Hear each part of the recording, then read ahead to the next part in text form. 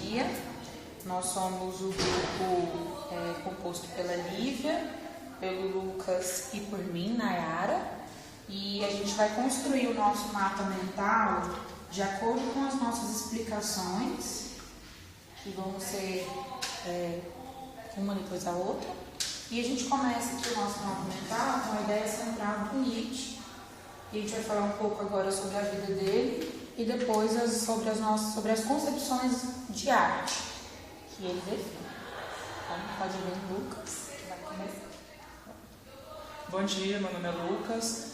Vou falar um pouco sobre a infância do Nietzsche, sobre o nascimento, sobre o início dele, suas formações. E, enfim, Nietzsche nasceu no dia 15 de outubro de 1844, na cidade de Hocken, na Alemanha. E após a morte do seu pai e do seu irmão, ele mudou-se para a cidade de Hamburgo aos 5 anos de idade. Ele foi criado pela sua mãe, pela sua tia, pela irmã. E sua infância foi uma infância tranquila, ele sempre se dedicou muito para os estudos, ele sempre preferiu muito mais a comodidade do estudo do que se socializar com os colegas de escola ou de rua. Em 1858 ele conseguiu uma bolsa na escola de Pforta, que estudou muito romantismo e que por estudar muito romantismo teve muita influência na juventude dele, porém que mais tarde ele criticou. Ele conseguiu uma bolsa de estudos na Universidade de Bonn, que nesse período ele entrou muito no alcoolismo, no tabagismo, orgias sexuais, só que mais tarde ele abandonou por considerá-las corruptoras de pensamento. A carreira de Nietzsche, ela continuou com a sua formação em filologia e teologia.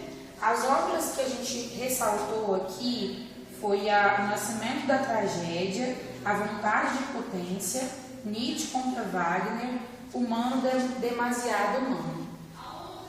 Dentro da sua formação teológica, Nietzsche rompe com Deus, com toda a sua formação religiosa que ele teve desde criança, e aí ele forma outras visões sobre Deus, né?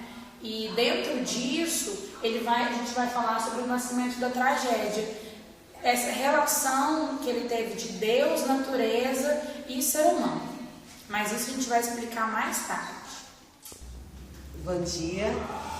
Dando continuidade ao nosso trabalho, eu vou falar agora sobre o fim que Nietzsche teve na sua vida. Nietzsche sofria de uma doença grave de saúde.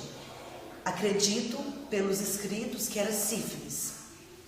E também ele era uma pessoa que fazia usos de drogas entorpecentes, né? Então isso agravou o seu estado de saúde mental, e ele era aquela pessoa que ele criava, né, nas suas escrituras e escrevendo livros, ou em momentos de muito estresse, né, de muito nervoso, ou em momentos que ele estava realmente entorpecido, né? E parte muito daquela ideia dionísica, mas eu não vou entrar agora nesse assunto, que mais tarde a gente vai falar sobre isso. Tendo esse estado grave de saúde mental, né, um dia ele se deparou, viu um cavalo na rua, achou que fosse um ser mitológico e ficou 2 dias desacordado. A mãe e a irmã levou ele então para um hospício onde ele foi internado e ficou lá durante um tempo. Os seus amigos mais próximos, mais íntimos, foi lá visitar ele, ver como ele estava, o seu estado de saúde. Puderam comprovar que ele não estava tão louco, né, como a mãe e a irmã diziam. Inclusive ele estava bem lúcido, falava coisas lúcidas, legais, assim. E eles duvidaram realmente da sua loucura, duvidaram do porquê que a mãe estaria internando ele e acharam isso estranho, de certa forma. Nietzsche fica dócil, muito dócil lá no hospício, né? E os seus amigos acham isso estranho, né? Enfim. Ele morre em agosto de 1900. Sua irmã, depois de uma luta judicial, consegue os seus escritos, a responsabilidade pelos seus escritos, e passa a manipular eles, obtendo então dinheiro, né, para si própria, já que ela e Nietzsche não tinham uma relação boa. Disseram até que na minha pesquisa, né, eu consegui ver isso, que eles até tiveram uma relação incestuosa, assim, mas sempre tiveram problemas, né? E aí, no final da sua vida ele morre e a irmã passa a ter então o direito dos seus livros, e a mãe também, e passam a ganhar dinheiro às custas de Nietzsche, né? Como todo pensador. Obrigada. Então, falando agora sobre a Alegria Trágica, né, que foi uma das obras de Nietzsche, que a gente vai falar um pouco mais sobre ela agora. Em O Nascimento da Tragédia, Apolo e Dionísio são as divindades clássicas, né, tutelares da arte e da religião. Então, vou colocar aqui Alegria Trágica. Em O Nascimento da Tragédia, Apolo e Dionísio. Apolo era considerado o deus da religião, né, do sagrado, e Dionísio era considerado o deus da embriaguez, né? Não só embriaguez no sentido de beber algo, mas a questão de embriagar com qualquer coisa que o mundo possa te oferecer, né? A embriaguez pela vida, a embriaguez de gostar da arte, né? De se sentir tocado, né? De certa forma, assim, uma poética, podemos dizer, você sentir a poética, né? Da vida nas coisas. E dentro disso, então ele diz que o homem, ele é preciso de estar dentro desses dois estados para poder criar, né? O estado que Apolo diz que é o estado do sonho, né, é um estado mais de individuação. O que quer dizer isso? Individuação no sentido de que a pessoa ela vai buscar mais dentro de si, né, como ela pode conseguir chegar a um estado de criação, né, no seu indivíduo mais interno, ela pode estar criando, né? E isso ela faz a partir do sonho. Que no sonho ou na imaginação produtiva, o homem é posto para fora de si, sendo levado a criar. Então a gente pode ver que não é um sonho, né, nem somente você tem que estar dormindo para estar sonhando, né? Às vezes você é acordado, você está sonhando, você está colocando para fora um desejo seu, projetando esse desejo para fora de si, que leva você a criar, né? Não somente no sonho dormindo, que ele quer dizer isso.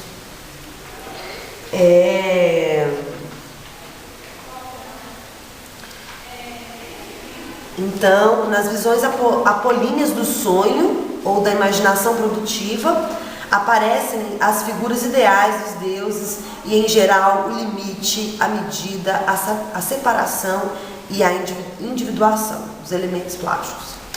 Na embriaguez dionísica, que os narcóticos, a febre primaveril, a sexualidade podem produzir, manifesta-se o desprendimento místico de si, o estado de possessão por forças naturais ou da fusão pânica com a natureza, o ditoso, apagar do limite, o elo musical. Então ele acredita que esse indivíduo desindividualizante é aquele indivíduo que se relaciona com o meio, né? Ele vai estar se relacionando com o meio de uma forma a projetar nessas coisas realmente a vontade de criar, né? Então a gente, dentro disso, Ele vai criar na embriaguez, porque é na embriaguez dionísica manifesta o desprendimento místico de si, o êxtase da possessão por forças naturais ou da fusão pânica da natureza, o ditoso, sendo assim levado o homem a criar. O homem não é apenas um artista, ele mesmo é uma obra de arte.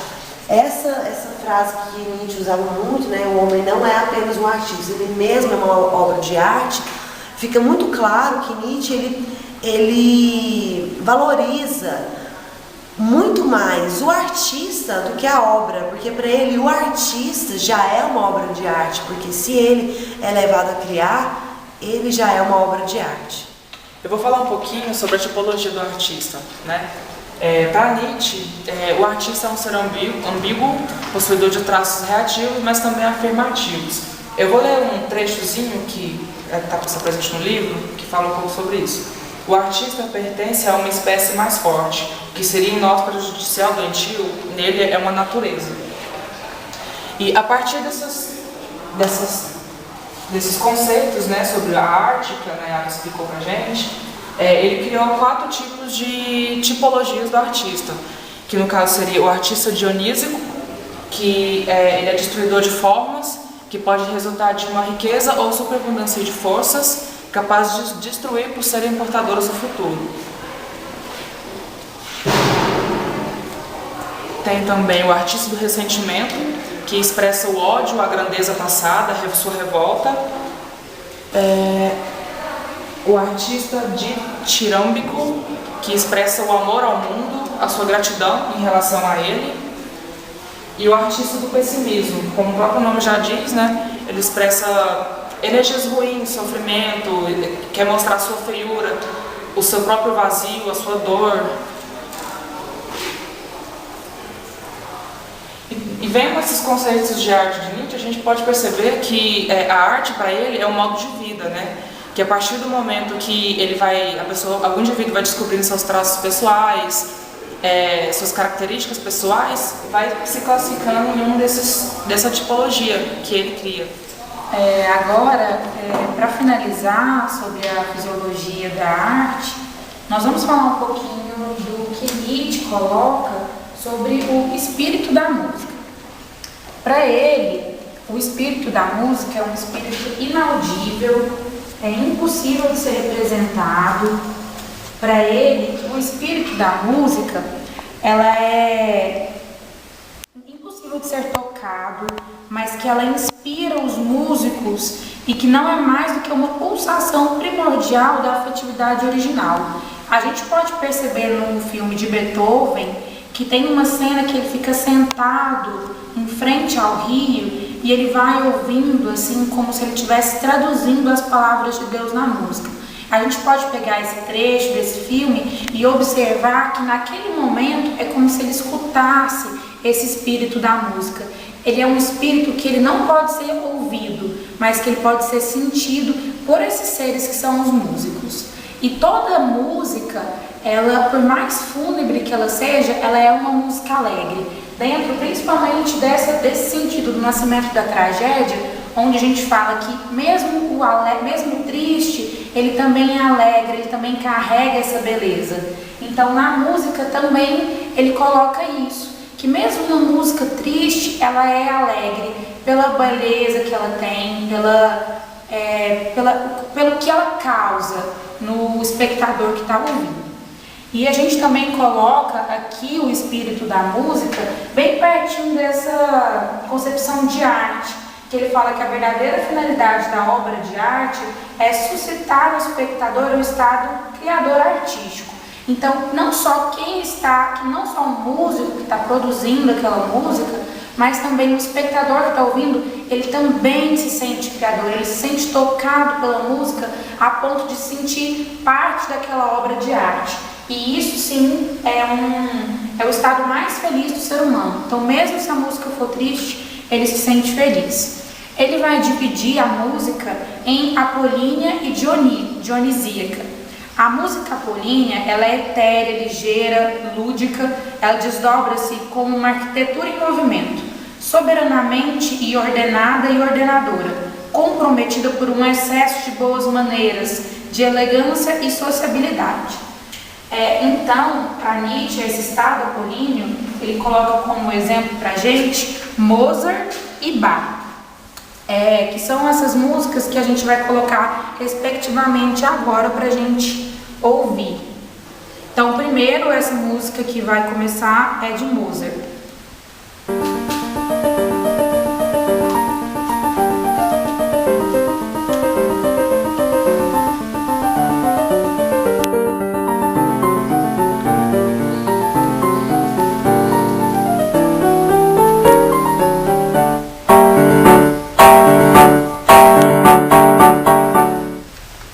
Agora, a música que a gente vai colocar para nós ouvirmos é a música de Bach.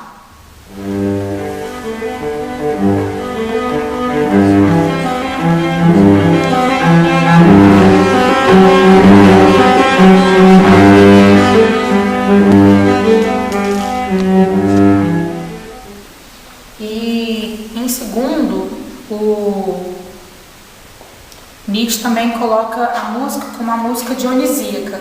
Ela é constituída de ritmos cheios de movimentos sincopados ou de uma melodia obsedante, de sonoridades graves ou superagudas, conduzindo ora um envolvimento contemplativo, ora uma excitação da dança. Nesse momento, ele coloca como dionisíaca dois autores bastante conhecidos, que é Wagner e Beethoven. Essa música que a gente vai colocar agora, primeiramente, é de Wagner. Wagner, ele teve uma aproximação muito grande com Nietzsche, mas Nietzsche rompe com Wagner devido a ele quebrar com essa parte do romantismo pessimista. Então ele rompe com Wagner e aí ele começa a observar mais as músicas apolíneas. Então essa é a música de Wagner. Pode aproximar aqui.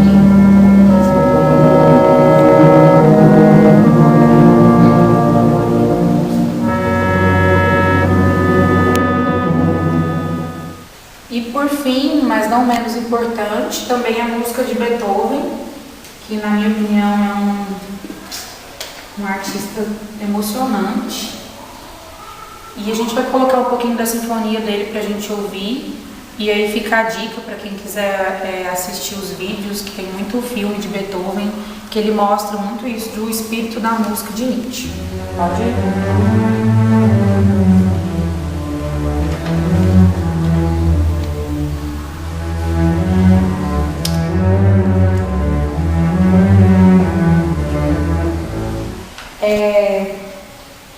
Nietzsche, então, depois de ter quebrado, rompido com Wagner, ele faz uma crítica que é implacável do romantismo. Ele coloca assim: dirigir-se ao mesmo tempo a Wagner e a Beethoven, isso que ele fala. Ele é demasiado enfático, excessivamente pesado, falsamente heróico para ser autenticamente feliz. Ele se confronta com Bizet, que é capaz de alegria mesmo no trágico e sobretudo de dançar. E isso é a ligeireza do corpo. Então a gente percebe que o Nietzsche, a todos os momentos, ele vai falar não só da obra de arte, mas especialmente a vida. Então a vida ela vai entrar em todos esses momentos aqui, nessas definições de arte. Para ele a vida é a própria arte. E todo mundo pode ser espectador, pode ser artista da sua própria vida. E sendo artista, por ser espectador, acaba se tornando artista também. Isso. E é muito especial quando ele fala da música, que a Nayara falou agora, que ele coloca a música assim como uma coisa meio a par do mundo, que a música ela é capaz mesmo, tem uma frase que eu gosto muito, que é assim: a boa música é o melhor antídoto contra o ressentimento e contra todos os sentimentos nihilistas. Então a música ela consegue atingir até pessoas assim que são totalmente desacreditadas, de coisas do mundo ou de si própria. Às vezes a música ela consegue então atingir. Por isso que eu acho que ele se refere a esse espírito, né? Como se fosse um espírito mesmo que fosse capaz de certa forma te atingir de qualquer jeito. Um espírito restaurador, né? Ele também fala que a música boa, ela é provocativa, terna, uma mulher pequena e doce, cheia de malícia e graça. Quer falar mais? Como uma tarde junto.